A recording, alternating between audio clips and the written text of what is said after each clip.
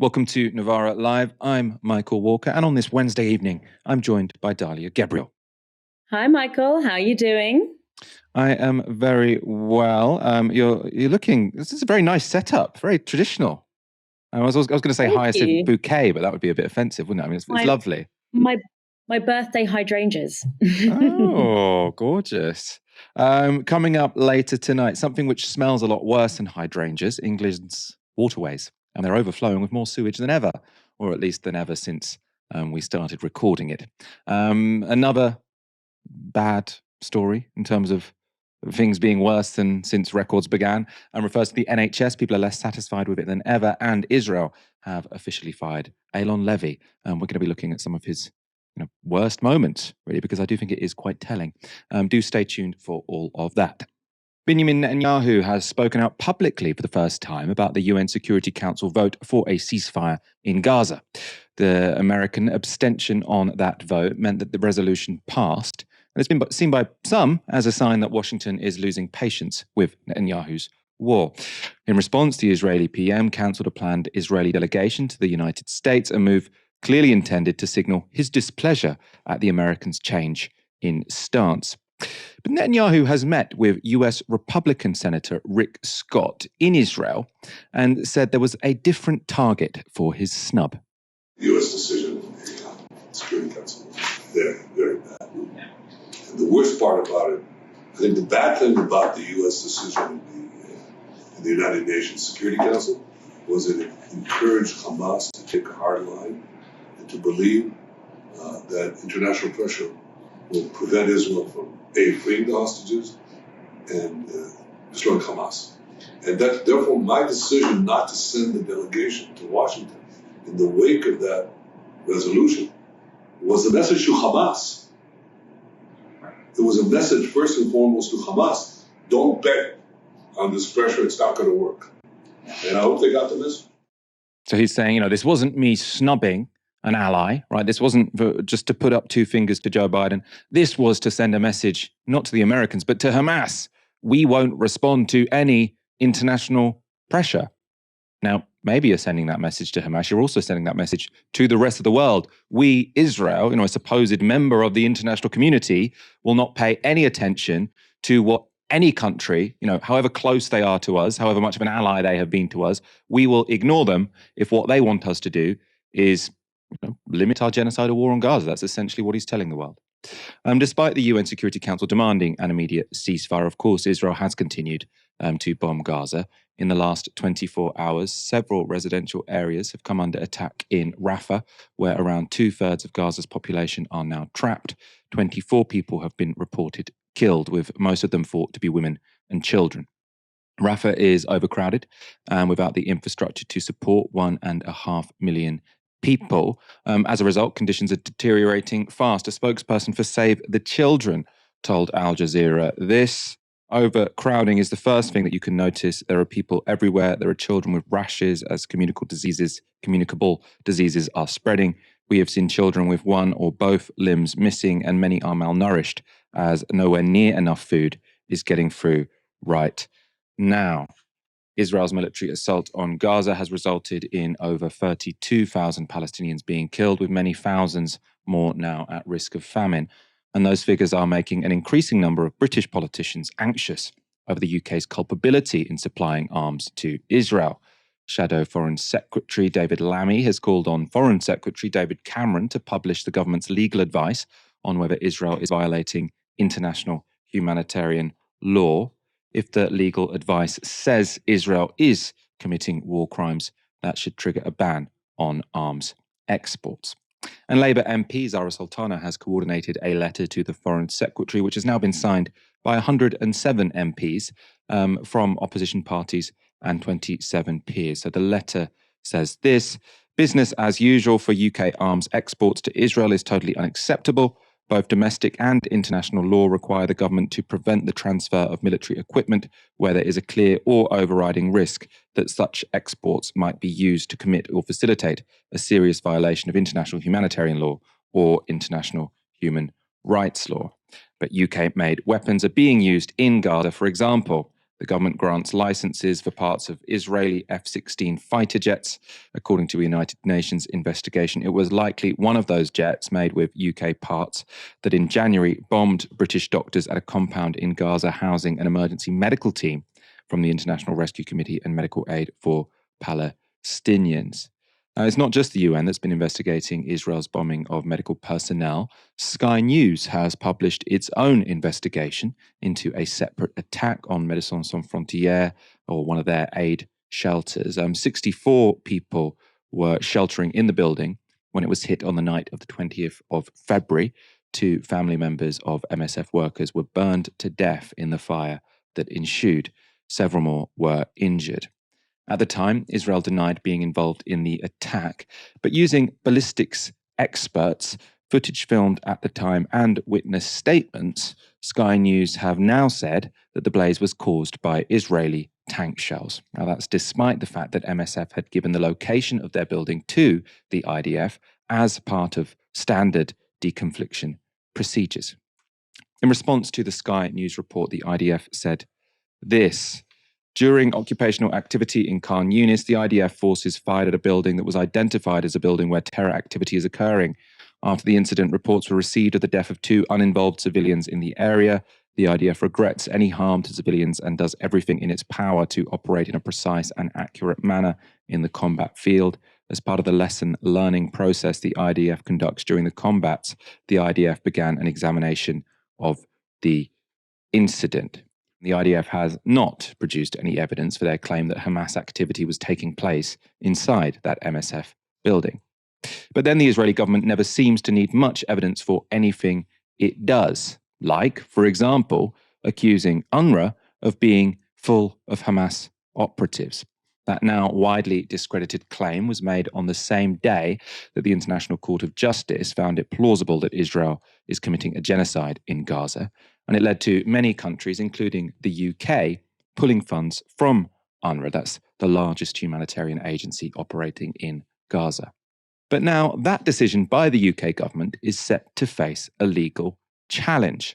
A British Palestinian man has said he will launch a judicial review if the government doesn't restore funding to UNRWA by the beginning of April. The parents of the man, who isn't being named, live in the Gebrial refugee camp in northern Gaza, where famine is imminent and where they're wholly reliant on humanitarian assistance. And to discuss this very interesting, very important case, I'm joined now by Jonathan Purcell, Senior Public Affairs and Communications Officer at the International Centre for Justice for Palestinians. They're funding the legal challenge against the government. Thank you so much for joining us this evening, Jonathan. Can I start by asking you, I suppose we talked on this show about why it was morally wrong for the government to withdraw their funding of UNRWA without a decent amount of evidence. Could you sort of explain why it was, or why it might have been legally wrong as well? We're looking into a judicial review now. So a judicial review can take place when the government has acted irrationally without due concern. What we're saying is that the government has acted irrationally in ignorance of frameworks it has set itself. So, for instance, there's the Foreign Office's International Humanitarian Framework, which commits the UK to work with its partners, including UNRWA, to prioritise people with the greatest needs in the way they can best meet that need. As you said, UNRWA is the biggest aid provider in the area, and it is clearly the best way to meet that need. So to us, it's broken its own framework and acted irrationally, which opens it up to judicial review. But the government is also at risk of complicity in Israel's violations of international law. If, as is alleged, Israel is using starvation as a weapon of war, as part of its genocide, then the UK could be falling foul of abetting those acts. And at the very least, it's failing in its duties to prevent genocides under Article 1 of the Genocide Convention. And the Genocide Convention is a very important point to make. As a state party member, the UK has an obligation to prevent genocide when it is aware that there is a risk of genocide happening. Not when they're aware of it definitely happening. All they need to be aware of is a risk. And it's worth reminding that literally the day before the government decided to cut funding, the International Court of Justice found that Israel's actions in Gaza could plausibly amount to genocide. So the UK was aware of the risk of genocide when they took the decision to defund UNRWA, and so it may be at risk of failing in its duties under the Genocide Convention as well. Canada, Australia, and Sweden have restored UNRWA funding now, so it's unclear to us why the UK is still dragging their heels. We think that the government needs prioritizing saving lives over saving face. Do we have an idea of the material impacts, or if there are material impacts yet of this cutting of funding from UNRWA? Because obviously, one might think that the real difficulty in Gaza isn't so much the availability of money, but the possibility of getting anything across that border. So does the withdrawal of money from UNRWA, has it had material impacts already, or is this something that we might think will be more significant going into the future? Yeah, it's a good question, and it's absolutely true that not much is getting into Gaza at the moment. We all know that. UNRWA and other aid providers too have only been able to provide a slither compared to what is actually needed because Israel is blocking aid from getting in. It was only 2 days ago, on Monday, Israel definitively barred UNRWA from providing aid to northern Gaza, which is where the risk of famine is highest. So, yes, there is incredible urgency in ensuring that the aid gets in right now, with so much of the population facing famine. And there's another discussion to be had about how the UK government should ideally be putting more pressure on Israel to allow aid in beyond simple lip service. But also, as you've said there, defunding UNRWA will have a lasting impact too. And that's both on Gaza and on the wider region. So the European Commission Vice President, Joseph Borrell, he called the sudden withdrawal of funding an existential risk. And only yesterday, that proved potentially worryingly true. UNRWA said that they only have enough funding to last until May. The UK should not be playing any role in the potential collapse of the main aid funder in Gaza. And there's also, of course, a knock-on effect for the region too. So only around 1/3 of UNRWA's operations tend to be in Gaza. It's already having a material impact on operations in Jordan, in Lebanon, in the occupied West Bank, and elsewhere. So we can already see these concrete impacts, and these will only grow with time. Damage has already been done, and there isn't time to waste. So funding must be restored now, and that's why we felt the need to take this action. And finally, I wanted to ask a sort of more general question about this conflict and the law. Because, maybe it's just that I haven't been paying attention, but this to me seems like the international conflict where there has been sort of the most legal challenges, where sort of lawyers have been most active in taking governments to court, for example. And obviously this is in the international courts as well. I mean, are we seeing a sort of exceptional amount of sort of legal battles over the course of this conflict? And if so, why? Yeah, it's an interesting question, and you're certainly not the first person to say that to me. Israel's war on Gaza has opened a can of worms in terms of the rules-based international order. We've been told that law, domestically and internationally, is applied without fear nor favor. But with Israel's war on Gaza, countries, more often than not from the global north, are reluctant to apply the same principles to this conflict as others we've seen in recent years, and many people have made that point. Israel often claims it is uniquely and unfairly singled out for its human rights abuses, but really the opposite is true. Time and time again, Israel is uniquely exempted from the standards that other countries are held to in international law, and Palestinians are uniquely deprived of their rights. If there has been an increase in legal cases in relation to this, I think it's because people are getting tired.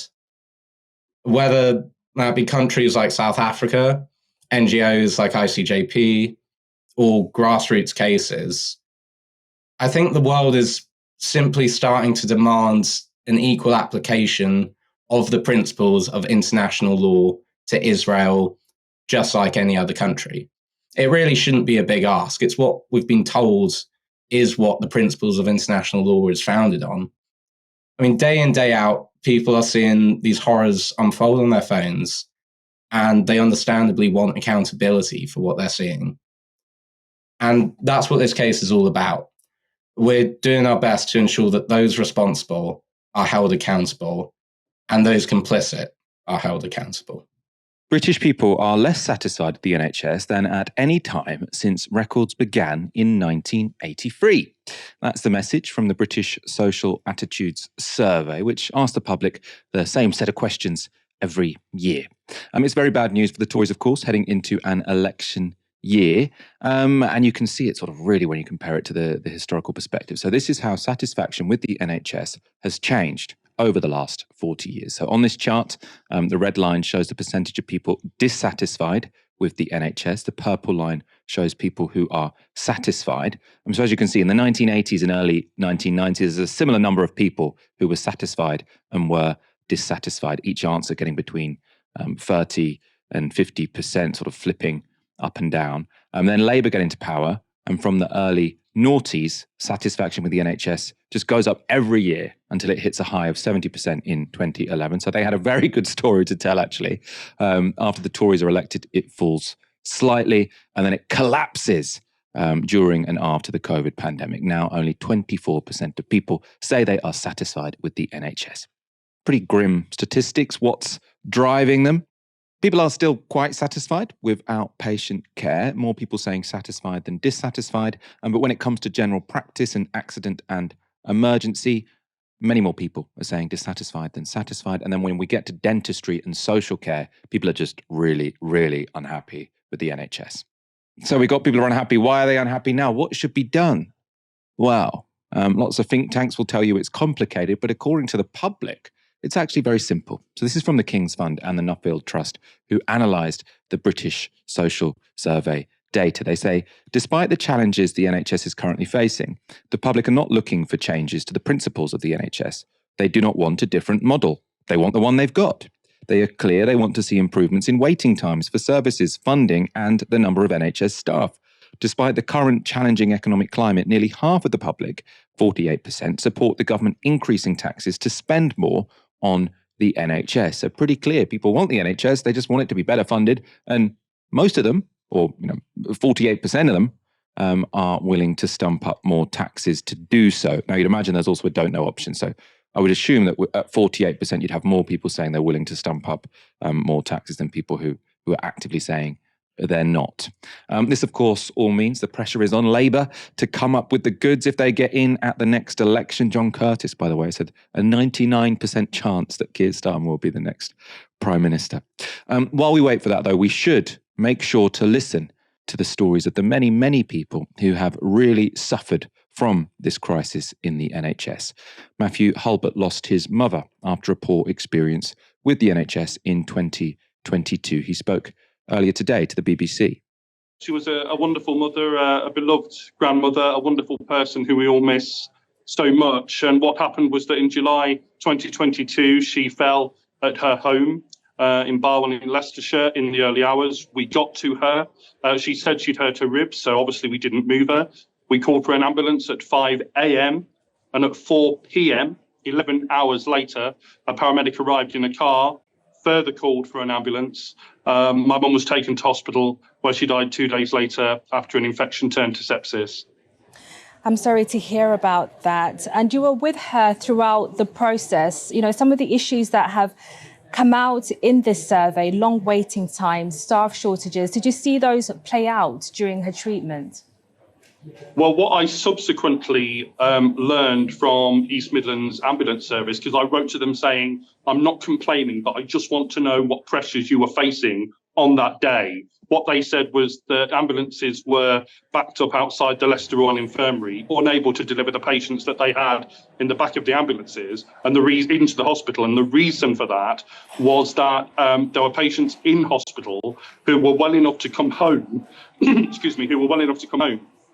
who didn't have the care package at home, and so couldn't leave the hospital. And so, as you can tell, it was a whole system issue that ended up failing my mum.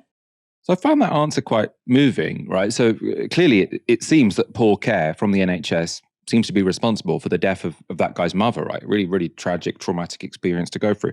And then he writes to the NHS and he's very clear to say, when he emailed them, he said, "I'm not complaining, but I just want to know what pressures you were under that day." So he's sort of not looking for a healthcare worker to blame. He's saying, I'm sure you did the best you could, right? But I want to know what might have been the broader structural reasons why it's a tragedy happened, right? And then they told him, it was taking a very long time for ambulances to unload, which would have meant it took a long time for the ambulance to get to his mother. And then he's clear that they said this was partly because they couldn't discharge people because of problems in social care. So really interesting answer. I think it showed a lot of sort of compassion and grace, whilst also really isolating what actually is the problem and with healthcare in this country at the moment. Dalia, your thoughts on this? The NHS being the most dissatisfied people have been in 40 years since records began. Yeah, I mean, people are dissatisfied with the NHS because it doesn't function as an NHS should. When we talk about why the NHS exists, the kind of ideology that is behind a public healthcare sector, it's not just about care being free at the point of use. That's not the only thing that that's not the only reason that we have a public health sector, or the only reason to have a public health sector. It also emerges from an understanding that healthcare, a service like healthcare, as essential as healthcare, should be ring-fenced away from the private sector, that should be protected from commercial interests, because more often than not, those commercial interests do not align with the interests of providing good healthcare, particularly, when we're talking about taking care of people. And one of the instances that were mentioned in that story is the dysfunction of our social care system, the inadequacy of our social care system, which, by the way, is privatized more explicitly. Looking after elderly people, looking after people who are not considered economically active, in an effective way, looking after them in a dignified way, is not compatible with commercial interests. It's not compatible with the interests of a for-profit model. And so what we are seeing by the fact that the NHS and also its satellite services, such as social care, being splintered, being divided, and being sold off piece by piece to the to the private sector, whether it is those satellite services like social care, or discrete processes like community health visits, or even GP surgeries, which essentially now function as private entities. When you introduce that logic through the back door, it affects the quality of care. And that is the thing that people are dissatisfied with. And unfortunately, I don't think that the Conservative Party, or even frankly, the right wing of the Labour Party, who started this whole process of selling off parts of the NHS to the private sector, or part of our healthcare system to the private sector, they are not going to be spooked by statistics like this, because it plays into their agenda that by underfunding and making the NHS as it is delivering poor quality care, they can then make the argument that the reason is because it is wholly unrealistic to have an effective, people-orientated public healthcare system to begin with. Now, what they might be disappointed by, what they might be frustrated by, is that nuance that a lot of people are still able to retain, which is that, yes, the NHS is in a bad state and is in dire straits, but the answer to that is not to abandon the idea of a public health service completely. In fact, it's the opposite. It's to make it more of a publicly funded entity, to increase taxes, to fund it, and to centralize centralize the management and the administration of the NHS and its satellite services that have been sold off to the private sector. So their only frustration is not going to be in the fact that people are dissatisfied. It's in the fact that people are dissatisfied and yet are holding a nuanced analysis of why they are dissatisfied. So what I can imagine the Conservatives will look at this data and think about is not how do we increase satisfaction levels in the NHS, but rather how do we grind people down enough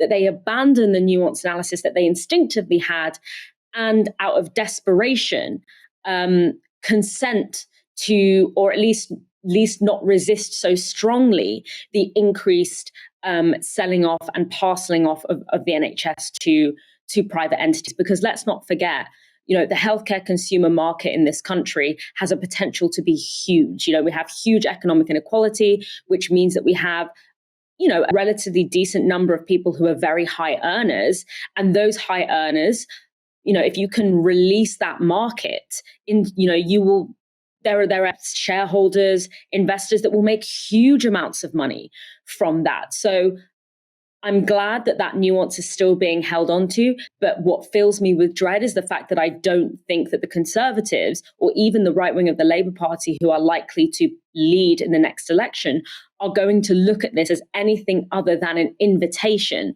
to further break the affective relationship that people have with the NHS and the fundamental belief that people still have in the idea of a publicly funded healthcare sector. In terms of that analysis about the Labour Party, so you're sort of saying you don't trust the Labour right with the NHS. And I think, the Labour right will probably will. I mean, Wes Streeting has been saying, the more involvement of the private sector is not going to be a problem for him, really. I mean, he's saying he wants to stop using private healthcare. He wants it all to be within the NHS, but you would still be contracting stuff out, for example. Now, that is what the Labour Party did between 1997 and 2010. And we've sort of just seen the statistics, satisfaction in the NHS went from, I haven't got it right in front of me now, but it was sort of below 50%, right up to 70%. So you sort of see every year it was increasing and increasing and increasing. So it seems to me that New Labour on the NHS did get something right. And I suppose also I'm a bit more agnostic. I think it should absolutely be funded by taxpayers and absolutely be free at the point of delivery.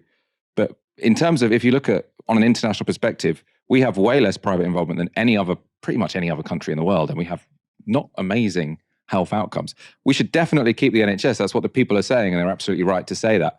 But do you have some reforms here or there? I don't think it is so black and white as, if it's not all completely nationalised, it's because people are trying to cream off some profit. I think, probably some of those Labour reformers, those new Labour reformers, were interested in patient outcomes, and they actually did achieve some pretty decent things. It's shown in the stats. I suppose you're more cynical about sort of any possibility of NHS reform and what, say, Wes Streeting might do, let's say? Well, I think that the NHS does need to change in a sense. I think that, it wouldn't make sense for our public healthcare system to look the exact same now as it did in the 1940s and 50s. But I think when you start to allow this idea that the way that it should change should be in a way that also just happens to make a bunch of people really wealthy, then you have a problem. And when you start to, I think what I'm also concerned about when it comes to parceling off and in the way that it's happening, which is not wholesale selling off, but kind of privatizing little individual bits, you end up getting this incredibly incohesive and splintered system, which means that you get very uneven levels of healthcare delivery from area to area, and you get very little cohesion between different parts of the healthcare sector.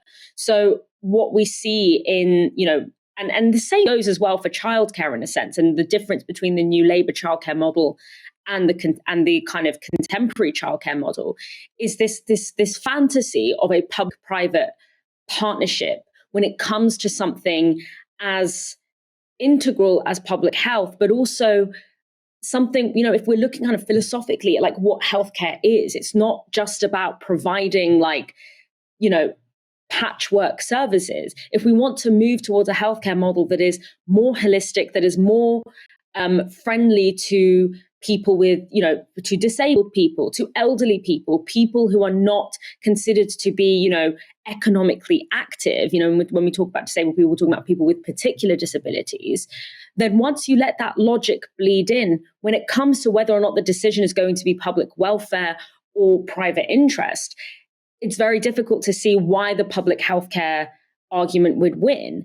And I think that obviously what New Labour was doing is much better than what the Conservative Party have done now. But I would also argue that the introduction of that logic by New Labour, and the same goes for the childcare sector, it paves the way for this kind of vulturistic approach to then be embedded when the Conservatives do inevitably get back into power. I want to go to a comment with a statistics that's really sort of taken me by surprise. And Stephen, our researcher, has checked it and says that it does seem to be true for England, but it seems completely wild to me. So GPs see 30 million patients or have 30 million appointments, excluding vaccinations, per month. So that's sort of the equivalent of half the UK population seeing their GP every month. It does seem very surprising to me, but yeah, you've said it. Stephen's saying it's true. I have to work out in my head how that can possibly make sense. You must have a lot of people seeing the GP a lot of times every month. I mean, obviously, that's not a problem. People have chronic illnesses, but it does seem a surprising statistic to me. There is now more sewage in England's seas, lakes and rivers than in any time since records began. And that's according to the latest figures from the Environment Agency released today. Private water companies dumped raw sewage into England's waterways for 3.6 million hours last year. That's double the duration in 2022. Back then, we saw 1.8 million hours of discharges. There were more than 460,000 sewage spills across the country. The number of spills has increased by 50% on 2022, when there were just over 300,000 spills. And there were more spills last year than in every year since 2016, when water companies began reporting the length of spillage events. Water companies and the government are scrambling to explain away this increase in spills. This was Minister for Science, Andrew Griffith, talking to ITV. We're discovering more than we ever did before. In 2010, when the government came into power, just 7% out of every 100 of these storm overflows was measured. So for 93% of those pipes, those overflows, there was no measurement. We didn't know what was going on. So in many ways, slightly good news. I understand that's an odd thing to say, but the good news is we understand this problem now and we are tackling it. But there is some truth in that, right? In 2013, the Tories introduced rules forcing water companies to monitor spills, and since then, they have been rolling out monitoring devices to more and more spill sites. But by 2022, the Environment Agency said they already had monitors on 91% of spillage sites. So it's hard to see how an increase in monitoring could account for the 50% rise in spills since then. If you've got 9% more monitoring equipment and then the spills go up by 50%, clearly the spills have also increased, right? This issue is, of course, emotive. It's also become politically toxic for the Tories, leading Labour to try and take advantage last year. And they tabled a bill that they said would force water companies to clean up their act or face steep fines. Naturally, as you'd imagine, the Tories blocked it. They said the Labour plan was uncosted and promised to enact their own plan to hold water companies accountable. But that plan, that alternative plan, has so far not materialised. But the government did announce last month a consultation on blocking bonuses for water bosses when criminal breaches of the environmental rules occur. So no bonuses if your company's done a crime doesn't, to me, seem like something that you need a consultation for. It seems like that should probably be a given. But presumably, the people smarter than me will know it's not as simple as that. What do the water companies say? Well, they're blaming last year's wet weather for the increase, with 2023 being the sixth rainiest year on record. Meanwhile, 2022 was a particularly dry year with a sustained period of drought across the summer. So again, this isn't a crazy argument. Water companies are allowed to use storm overflows to release sewage when there's heavy rainfall. If there's heavier rainfall than usual, they'll naturally need to do that more often. And if it was particularly dry the year before, then obviously the contrast will be very large. However, it does remain the case that these companies are only supposed to use storm overflows in exceptional circumstances. So think a major storm, not just because the annual rainfall is a bit higher. Here's what Clean Water campaigner Fergal Sharkey thought about the water company's excuse. Trying to blame the weather is the lamest excuse that anybody's ever come up with. It almost, you're now moving into the dog ate my homework kind of territory. Let me remind viewers of what has now confirmed the regulator. Water companies have a legal obligation to build, operate, maintain a properly functioning sewage system, and one that does not spend the better part of 14 million hours over the last 5 years dumping sewage into our rivers. Now, here's the real kick of what's also confirmed, and the water companies have now admitted. We as customers have provided all of the funding they ever needed for 33 years to meet that legal obligation and do your job. So at the point that we should be exploring, they have paid their shareholders £72 billion in dividends. They have now saddled these companies with £60 billion in debt. And you are right. The real outrage we should have here is the lack of government oversight, the complete and utter failure of the regulatory system to protect customers and the environment. And you are right, these water companies, the directors, should, in my opinion, now be personally and collectively held liable. And if that means going to jail, then they should go to jail. It's a well-put argument, isn't it? And Sharkey is very much right about shareholder dividends. United Utilities, which operates in the Northwest, saw the highest number of sewage spills in 2023. And yet it paid out more in dividends to shareholders last year than it gained in profits, with £113 million paid out. So that's the worst performing company in the country. The next worst offender was Yorkshire Water. It paid out £62 million in dividends after recording over £500 million of profit in the 2022 to 2023 year. Most of that money went to shareholding foreign companies, including the Singapore Sovereign Wealth Fund, a country smart enough to have a sovereign wealth fund. The third worst for sewage spills was Severn Trent Water. And guess what? They paid out a lot of dividends as well. In this case, £260 million to shareholders. That was more than half of its pre-tax profits, which were £500 million. The water industry says it is planning to spend £96 billion up to the end of this decade on tackling spills and leaks. So that is a lot of money. But they've been criticised for passing that cost on to customers while paying out huge dividends to shareholders and massive bonuses to their own executives. I'm joined now by Kat Hobbs, founder and director of We Own It, who campaign for public ownership. Thanks for joining us, Kat. And can we start by saying it's still not completely clear to me, to what extent are these spillages, we talk about record spillages, to what extent is this genuinely because spillages have increased? And to what extent is it because we're monitoring it now? You know, when you sort of look at that very steep curve from 2013 onwards, it does seem like some of that is just that we've put monitoring devices on more sort of spill sites, let's say. The water companies, up until very recently, have been effectively marking their own homework. And so, yes, we have more data now. There is more monitoring. The Environment Agency is correct about that. However, the situation is absolutely untenable. You know, what we've seen in the past year is more than a doubling of sewage spills. So that's a completely unacceptable situation. You know, 3.6 million hours worth of sewage flowing into our rivers and seas. And from our perspective, you know, we campaign at We Own It for public ownership. What on earth would it take for the government to decide to bring these water companies into public ownership? Because the government has special administration powers to use if water companies don't perform. Well, they're not performing. So now would be the moment. You know, there's lots of excuses floating around, you know, heavy rain, you know, sometimes it's heavy rain that they can't cope with because apparently they can't predict the weather. Other times, you know, it's not raining enough and there's drought, so they have to have a hosepipe ban. These privatised water companies are working for their shareholders, and they're not working for the British public or the English public, and they're not working for the environment. And the result of that is we have unswimmable rivers and seas that people can't use. It's degrading our quality of life.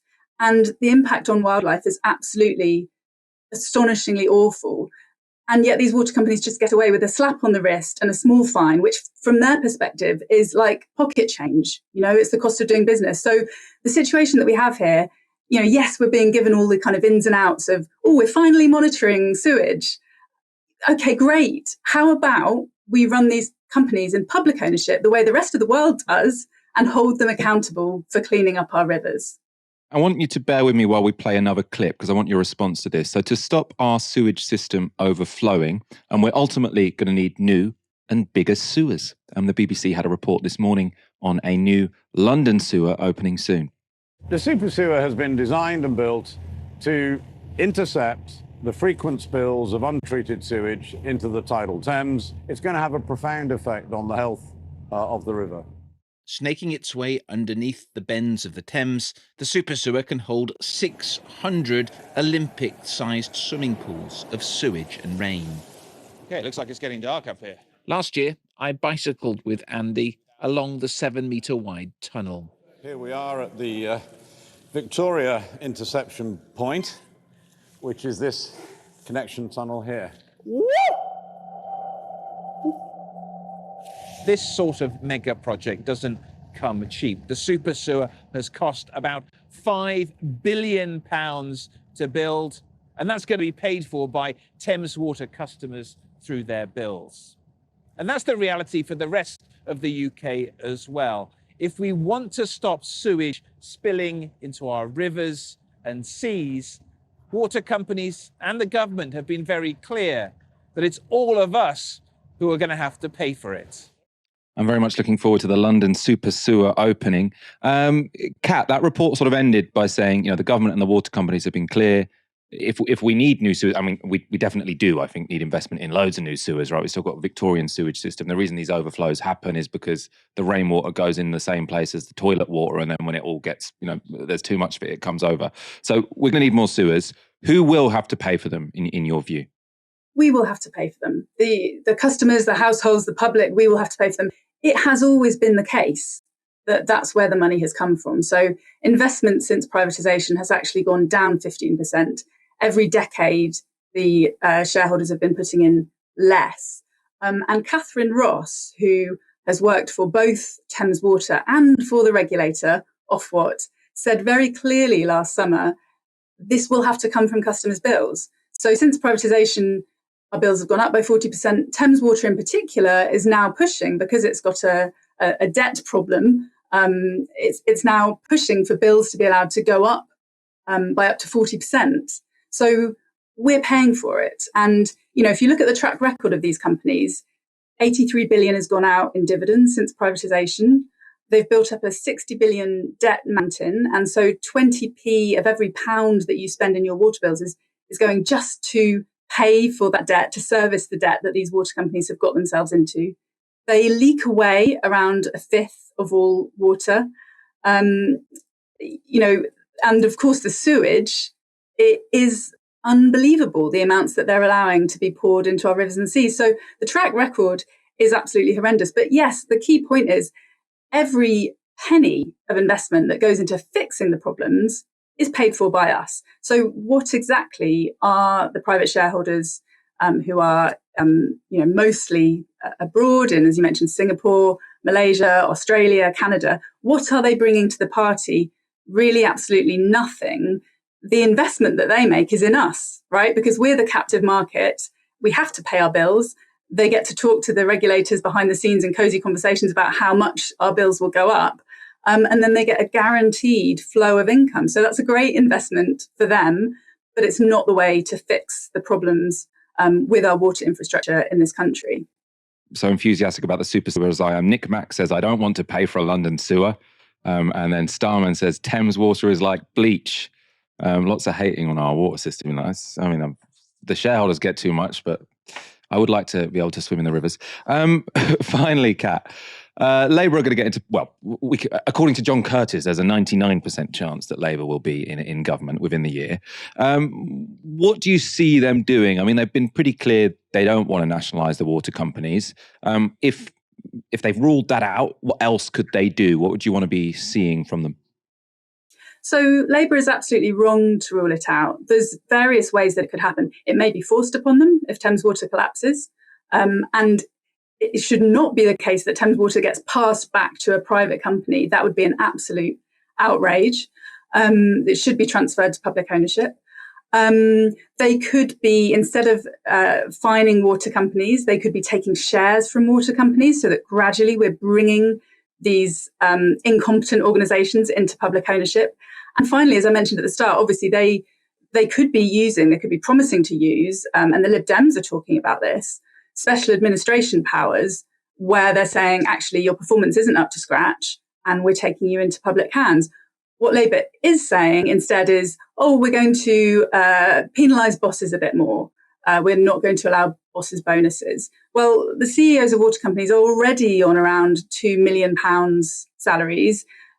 But actually, it's a real diversion to be talking about whether they get an additional bonus or not. I mean, this doesn't solve the problem of the debt mountain. It doesn't solve the problem of the billions of pounds flowing out in dividends to shareholders. It doesn't solve the lack of accountability around our water companies. And really, Labour should be being much braver and looking at what's happening in Scotland. Scottish Water is in public ownership. Scotland invests 35% more than England in its infrastructure. That's £72 more per household per year. If we in England had invested at that rate, an extra 28 billion would have gone into the infrastructure. We can't go on like this with our rivers and seas full of raw sewage. So why don't we look at how other countries do it and move away from this ideological model of running water that so clearly from the data that we've seen today, does not work. And everyone can have a super sewer. It shouldn't just be Londoners that get a new super sewer. Kat Hobbs, thank you so much for joining us this evening.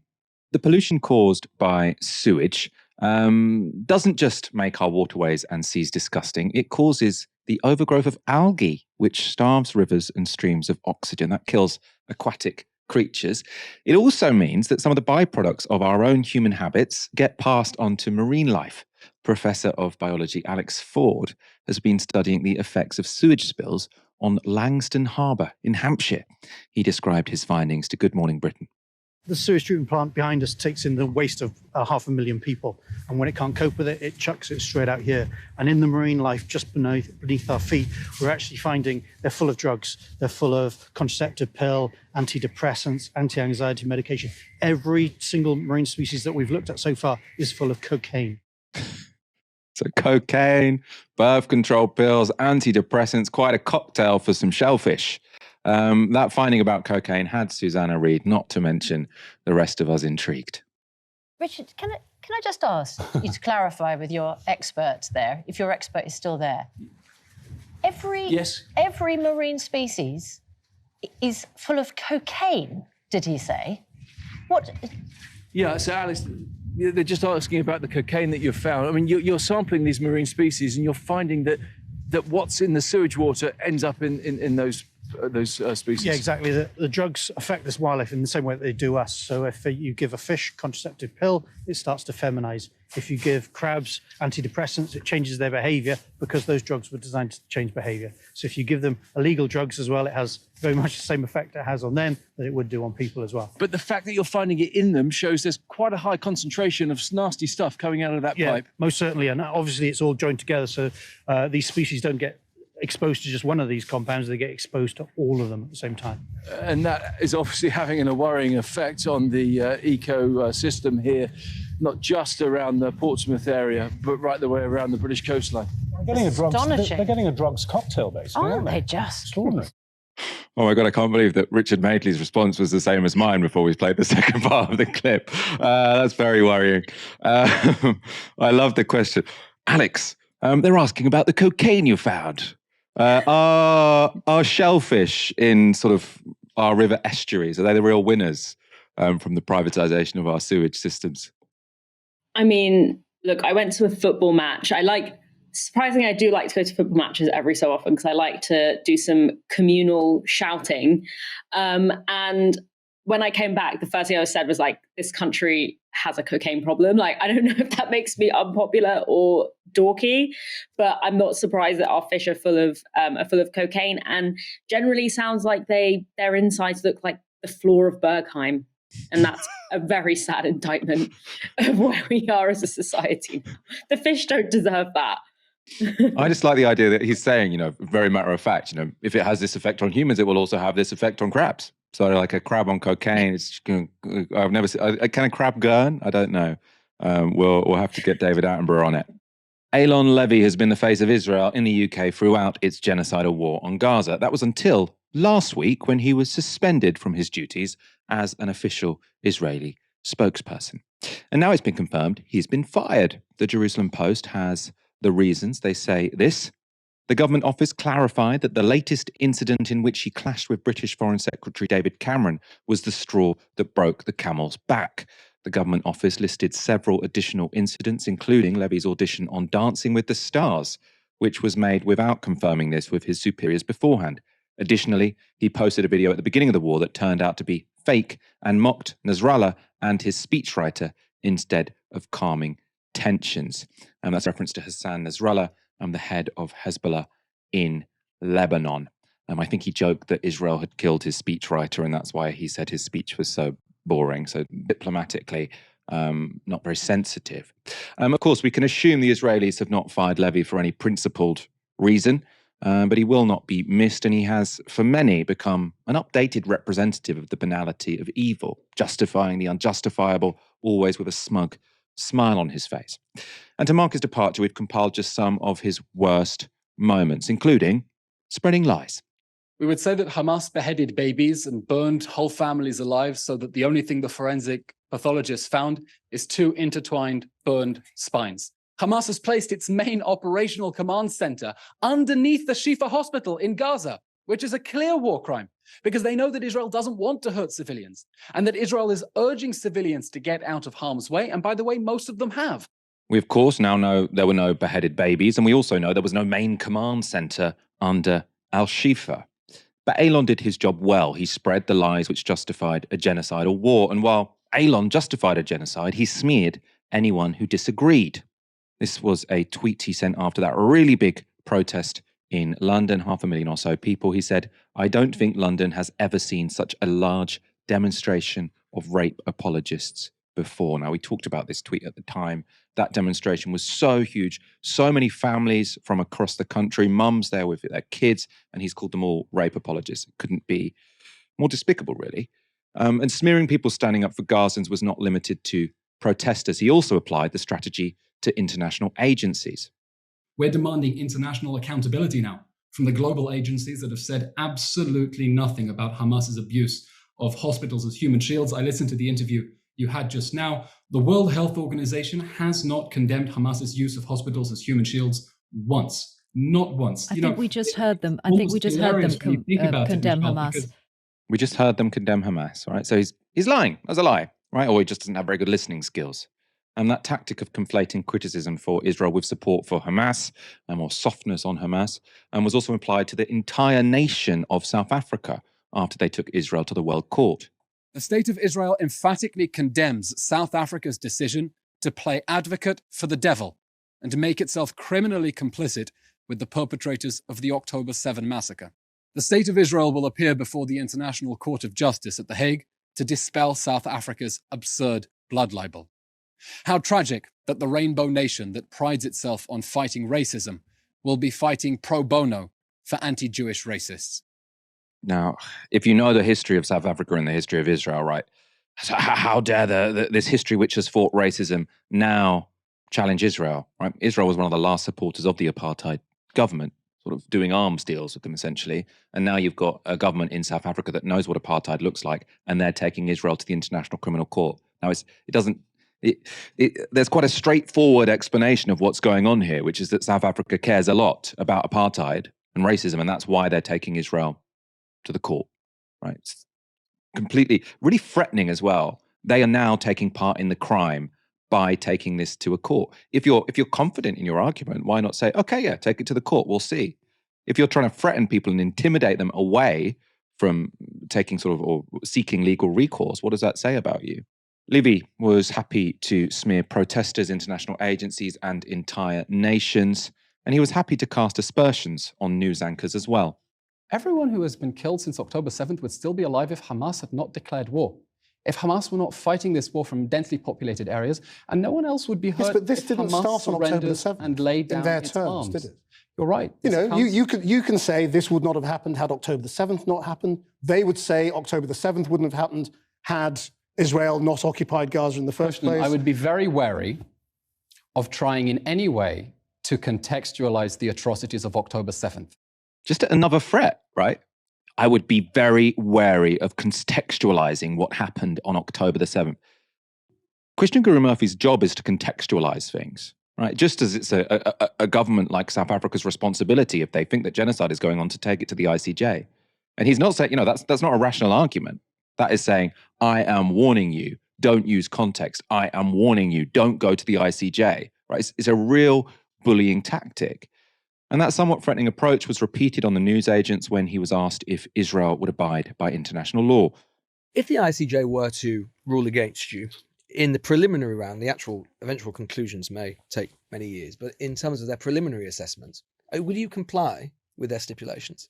We fully expect the ICJ to throw out this spurious claim. No, but if they don't, well, I'm not going to answer absurd hypotheticals. It's not absurd hypothetical. No, it's either Lewis, yes or no. It is an absurd hypothetical, because when you have parents sitting in that courtroom whose children were abducted and being held as hostages, the idea that an international court of justice that is supposed to uphold international law might actually order those parents to stop fighting to bring back their children. So you'll adhere to a court judgment if they rule your way. It's an absurd hypothetical. What kind of kangaroo court would that be? It's an absurd hypothetical. Why are you even signatories to the convention if you are unwilling to commit to abide by the means by which that convention is policed and enforced? What is the point? Lewis, the State of Israel was one of the first signatories to the Genocide Convention. Genocide and was so I would defined... have thought that the State of Israel would be the first to say that they would want to see that court stipulations are adhered to for precisely the reason you are referring to. would like to see international law being applied fairly, understanding that to in the way that Israel wants. No, in a way that understands that on October 7th, we were the victims of an act of genocide. And sort of just that same sort of unpleasant thing of sort of brushing it off. It's an absurd hypothetical. I'm not going to deal with an absurd hypothetical. Then he gets challenged very effectively. Well, why has Israel even signed this convention if it's not going to abide by the rulings of the court, which is, within this treaty, granted the authority over when or not it's breached? And he goes, Israel was the first to sign it, one of the first to sign the genocide convention. This sort of like, don't you dare go there. Just came across as sort of uniquely unpleasant. That was Levy's strategy for defending Israel's current actions. And this is really shocking. He was also happy to cover for historic acts of ethnic cleansing. I'm going to bring you back to the words of those politicians, if I may. We're now actually rolling out the Gaza Nakba. Nakba, the Palestinian term for ethnic cleansing. Those are the words of a government minister in your government. Talk about a little bit of historical context, what the Palestinians refer to as the Nakba. I'm just asking you about those words. No, so I want to talk about that word Nakba. When the Palestinians use the word Nakba, they are referring to the consequences of the decision in 1948 to try to scuttle the creation of a Jewish state under the UN General Assembly resolution. They declared war in 1948. That war of annihilation did not go their way, and there were consequences as a result. So in the Nakba, over 700,000 people were ethnically cleansed, right, driven out of their homes. And this is sort of documented by even historians who are now very much on sort of the pro-Israel side. So Benny Morris, for example, has written about how there was an ethnic cleansing of Palestinians during the Nakba. And Eylon Levy's response, well, they lost a war and they had to face the consequences. Presumably we're going to see less of this guy. I mean, we have been seeing less of this guy for the last couple of months. You'll note sort of most of those clips are from October, November, December, January. I think he'd been sort of taken off the rounds for the last month or so, but now he's finally been fired. I mean, what can we learn from sort of watching performances like that from this guy who was born in Britain, went to Oxford University, middle class, very, very well-to-do guy, sort of going out and justifying what, we and most of our audience will find completely unjustifiable? When I watch Eylon Levy, it makes me think of a really disturbing statistic that I saw a few weeks ago, which is that the younger generation in Israel is actually quite significantly more right-wing than the older generation in Israel. And that bucks the trend in most countries and at most historical moments. Normally, the younger generation are more progressive, more left-wing than their elders. But actually in Israel, 74% of people, Israeli Jews, consider themselves to be right-wing between the ages of 18 and 25.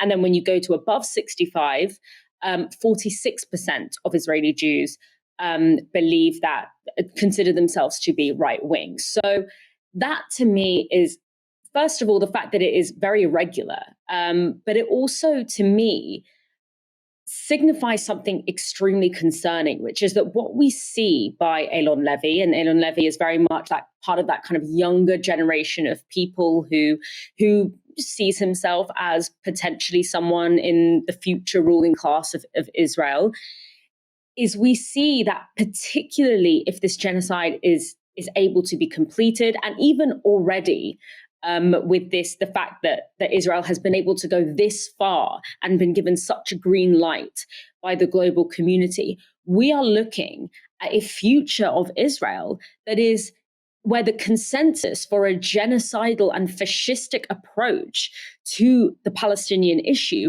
is even more pronounced. If we look at Eylon Levy as a kind of portal into the future of Israeli politics, it very much that this kind of approach that he has, which is this complete and utter dismissiveness of any kind of international mechanisms of accountability, this use of intimidation, which is kind of the approach that he goes into a lot of these interviews with, and also this reliance on, not reliance on rights frameworks or legalities or even logic, but reliance on overly evocative and emotive representations of Palestinian people, of their so-called enemies, in order to achieve particular political ends.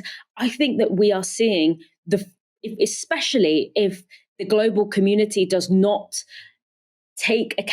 make Israel accountable for what it has done so far, we are seeing the creation of a somehow even more right-wing and fascistic future of Israeli politics that Eylon Levy kind of offers a portal into that future in the way that he operates. So even if we never see Eylon Levy again, which I think is very unlikely, he is being fired because he is having a minor kind of a domestic political dispute with the current, with the Netanyahus in particular, I think that he is absolutely going to come back into political life. But even if he himself does not come back into political life, the attitude that he has, the politics that he represents, is very much embedded, particularly in the younger generation in Israel, which is extremely concerning. I mean, that's very well put. Dalia, thank you for joining me tonight. Thanks for having me, Michael. And thanks to all of you for tuning in. Come back tomorrow for another stream at 6 p.m. For now, you've been watching Novara Media. Good night.